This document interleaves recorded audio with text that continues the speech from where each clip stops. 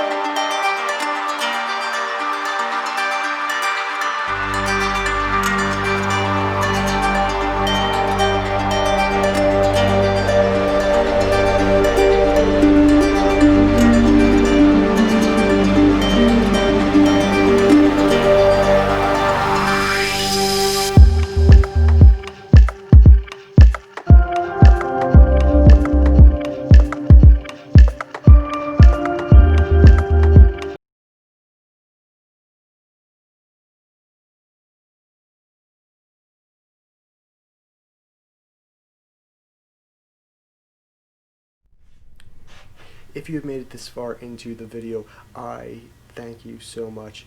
And please go down in the description, hit one of the links. It'll bring you to all the tools I have and I list in this video. Also, smash the subscribe button while you're down there. I am posting a lot more content right now. I think I figured this camera out a little bit, so we'll see how this video comes out. And please drop a like, comment, I'm always looking, and see you later. Have fun, build lots. If you have made it this far in the video, I just want to say thank you so much. I will leave a link in the description below where